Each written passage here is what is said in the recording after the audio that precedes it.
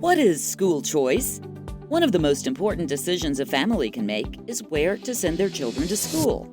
In some school districts, the answer's simple. They can only go to the schools in their neighborhoods. In metro schools, families have a lot more choices. They can go to the school in their neighborhood, or if they prefer, they can go to a different school that might be a better fit. Maybe it's a school that focuses on science or the arts, or one that teaches classes online.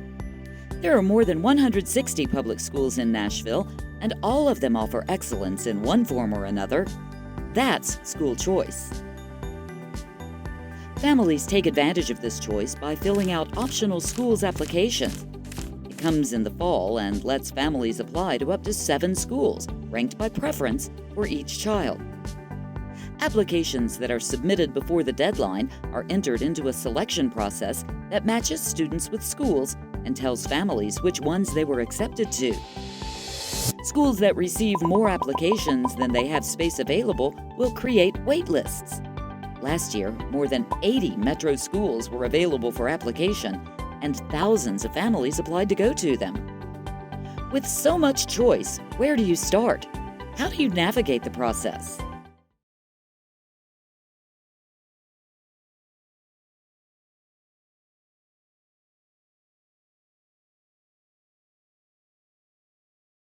If you live in Davidson County, you have a zone school. And that zone school is an option for you. There's a lot of benefits to a zone school. For the most part, you'll have public transportation to and from your zone school. Those schools that like if you need to have them close to your community or close to where you live. And I always stress the importance of visiting your zone school, being aware of what that is. There's an online zone finder. Folks up front can help you identify your zone school. And go visit that and make a connection, because that is one of your options you should be considering for yourself before you look outside at other choices. So as you start to look at choices for your child and how to find the best school fit for you and your family, many of these things that are listed above are considerations that parents will look at. Like, is your child interested in the science? We have a lot of STEM programs. Are they interested in the arts? We have art magnet schools and art programs.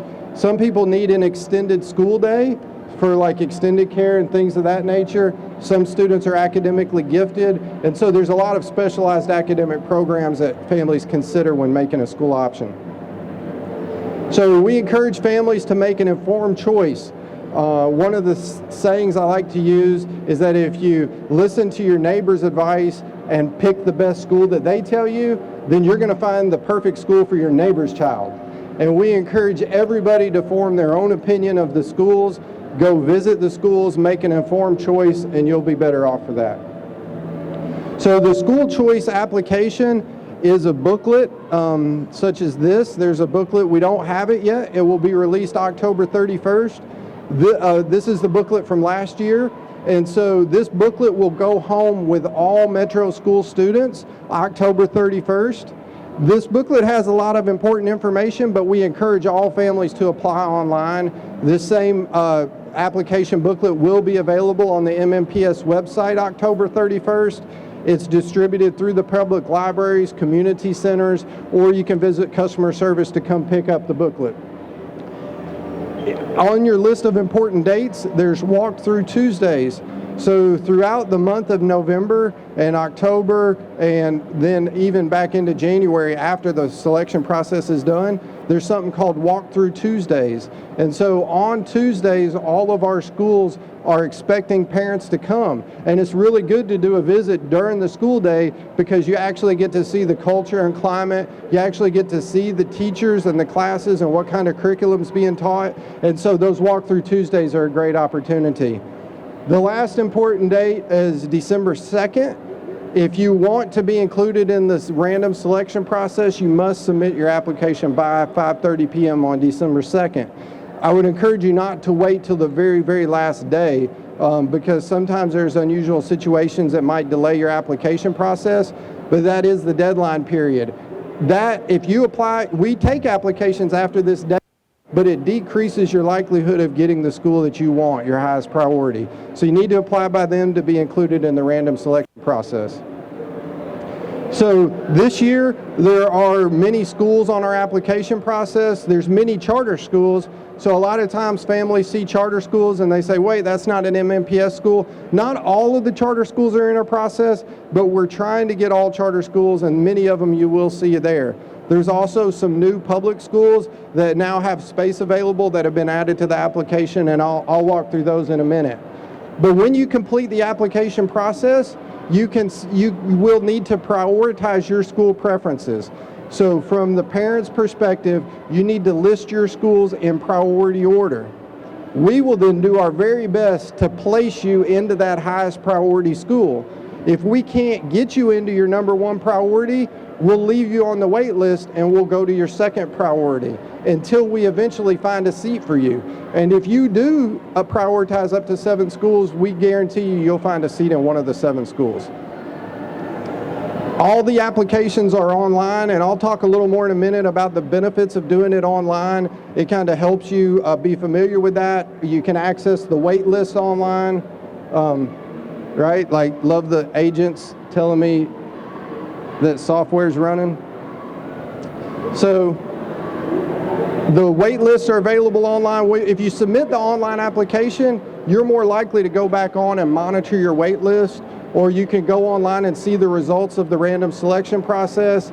You can also go online and accept your seat. You could still do that even if you submit a paper application, but what we find is that if you're more likely to apply online in the very beginning, you're more likely to do that later, and you're also more likely to have our information submitted accurately. The results from the random selection process are Friday, January 13th, and so those are for all the applications that we got by December 2nd. There's 3 ways that you can apply. First, I encourage you to apply online. Second, you can come to customer service, and customer service will help walk you through the application process.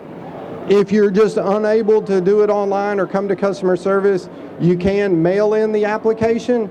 But if you mail it in, we encourage you to do it registered mail to assure that it's actually return receipt requested, so that you have confirmation and a receipt that we received your application. So if you come into customer service, you'll get a receipt. If you apply online, you'll get a confirmation number, and you'll be able to track and confirm your application was received. Now, some of our schools have guaranteed pathways. So I'll give you an example. Carter Lawrence Math and Science Magnet is a guaranteed feeder school into Rose Park Math and Science Magnet. So those 4th graders will be mailed a pathway continuation letter that will let the families know they're guaranteed a seat in Rose Park. Those families still have to return that form by the December 2nd deadline to confirm that we're going to reserve a seat for them. You can also go on the online application website, and when you get to the list of prioritizing your schools, you'll see that pathway school, and there'll be parentheses pathway priority next to it. So you'll know that's your pathway option, and you can prioritize that number 1 or 2, or however that fits in your priority sequence. You can submit that online, and that's the same as returning your pathway continuity form. Those forms will be mailed home on October. They're actually sent home through the school on October 31st, the same date that the application booklet is released. So the application goes online October 31st. To be able to apply online or on paper, your child is going to need to be registered with the school district.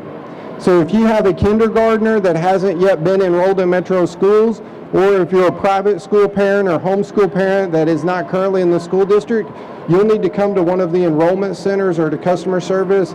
They'll register your child with the district, and you'll be issued a 190 student ID number, and that 190 student ID number is what's needed for the application, both paper and online. In addition, all you need is your child's last name and date of birth, and with that information, it'll allow you to go through the application process. I can't reiterate the deadline of December 2nd enough. That's the deadline to be included in the random selection process. So on Friday, January 13th, that's when the results will actually know. So you'll know if you got selected. If you didn't get selected, you'll know where you stand on the wait list. And then you can come to the Family Information Center if you need any help or want to find out more information about that. But all of those results are posted online. So on the 13th, if you go to the main MMPS website, you'll see View Selection Day results, and you can again enter your student's ID, last name, and date of birth, and you'll see all the schools, and you'll see where they stand, and it will even let you go ahead and return the acceptance letter online if you were selected for that school. In addition to releasing it online, that following week, which is Wednesday the 18th, we'll actually mail home the acceptance letters and paper to the address that you gave us on the application, and we'll also mail home all the wait list numbers. So if you were included on a wait list, we'll mail you that wait list the following week. But you know, again, you can get the same information sooner if you just go online the previous Friday. So visit the schools. Many of our schools have tours that they'll be posting on the website. We have the Walkthrough Tuesday dates that I already mentioned to you. These are the dates. These same Walkthrough Tuesday dates are included in your one-pager of important dates. The tours are conducted during the hours of 10 a.m. and 1 p.m. So like when we publish these, we like to publish a time frame so that our schools know parents can just walk in anytime. Now, if you can't make it during that time period of 10 to 1, that's understandable, and we still want you to go visit the schools. So just contact the school in advance, let them know I'd really love to come see you, and come anytime that you can because they want to see you and they want parents to be engaged. Now, sometimes it's even better to call ahead because you might have certain classes you're interested in. You might call ahead and say, look, I'd really like to see math or science classes. Like, can I come in and view a science lab or see what they're doing? Or if it's an art school, can I come in during a time when they're doing a presentation? So like you can like contact the school if there's certain areas of interest you want to be able to see those. So I mentioned earlier that charter schools, those are public options and public choices, just as all the other schools are, and so many of those are listed on the application. If the charter school is not included in this application, then that means that charter school has their own application, and you'll need to contact that charter school privately to find out their application process and to submit your application to that school. So these are the list of school changes. There's 4 schools that have been added to the choice process this year.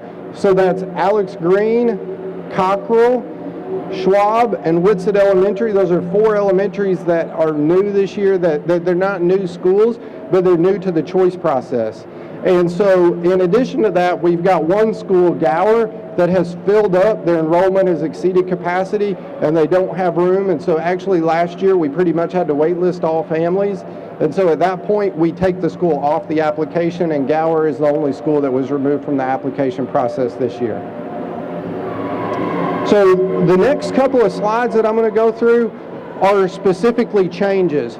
So everything else I've went through is pretty much consistent with the choice process. If you're familiar with it in the past, it happens about the same way. It's about the same time frame.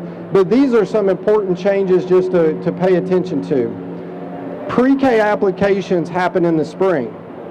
And historically, Hull Jackson and Stanford have been the 2 exceptions to where those Montessori schools, we've been accepting those pre-K applications in November. But we hold those till the spring, and we run the lottery in the spring with all the other pre-K lottery. And so this year, instead of just holding and setting on those applications, the Hull Jackson and Stanford pre-K families will need to just apply at the same time as the entire district-wide pre-K process is in the spring. High school choice. So if you have an 8th grader, you've probably heard that we were doing high school choice. We previously were asking all 8th graders, even if you're going to your zone school, to submit an application. That's no more. So 8th graders, if you want to go to your zone school, you don't need to apply for your zone school this year. You don't need to apply for your zone high school.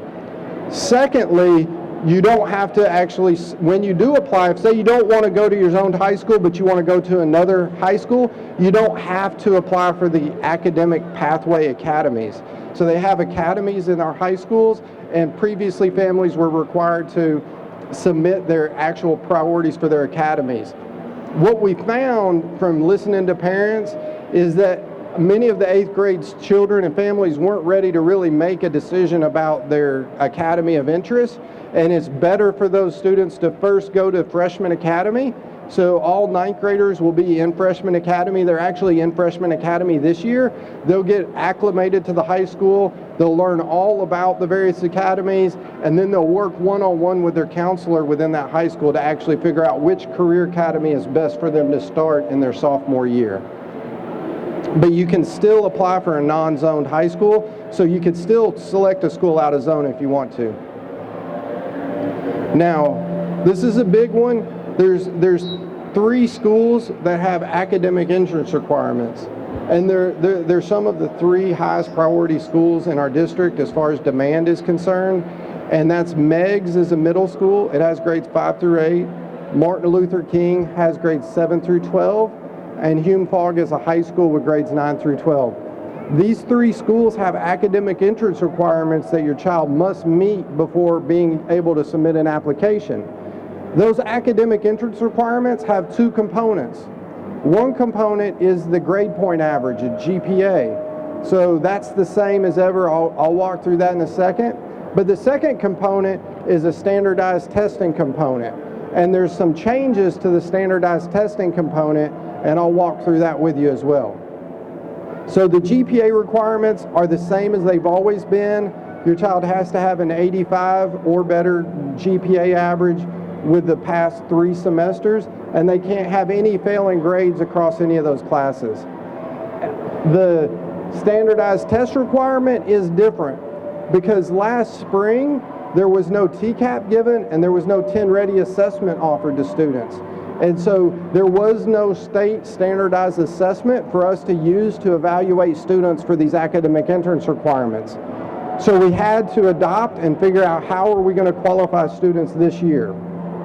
So your child will qualify if they meet any of these 6 outlines.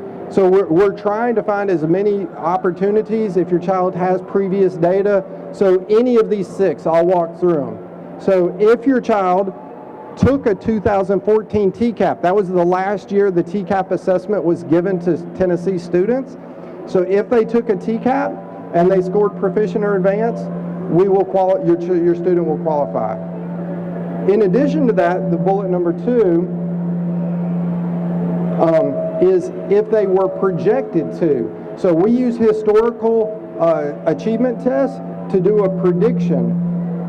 Sorry for the feedback. I know they're out there probably adjusting it, so they're going up and down. It's just really hard to balance against all this outside noise. So the second bullet is talking about TCAP projections. So we use historical assessment data to forecast where your child would have landed if they would have taken the TCAP. And so if your child would have been projected to score proficient or advanced, you'll qualify as well. Now, some students have no testing history and are new to the district. And so that's where, if they were in our schools last year but they don't have this testing history, we'll use district benchmark assessments. I'm getting a 7. Is that 7 minutes? Okay.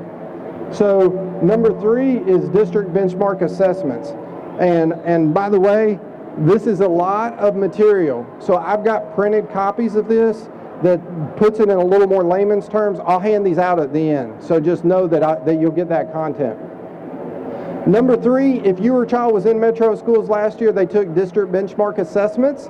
So those assessments have been normed across Davidson County students that took the assessment. If your child has a Stay 9 score of 14 or higher in reading and math combined, then we'll qualify your child off the district benchmark assessments. Now that's if your child, those first 3 are assuming your child was previously in metro schools and had testing history. Many of our 3rd graders coming up and 4th graders that are now 4th graders looking to apply won't have that history. So number 4, current metro school students are about to start to take their first district benchmark assessments for this year. So those district benchmark assessments that your child will take will be used to also evaluate if they meet the academic entrance requirements. So again, those will be normed across the district, and if you have a 14 or higher Stay 9 combined in reading and math, then we'll qualify you.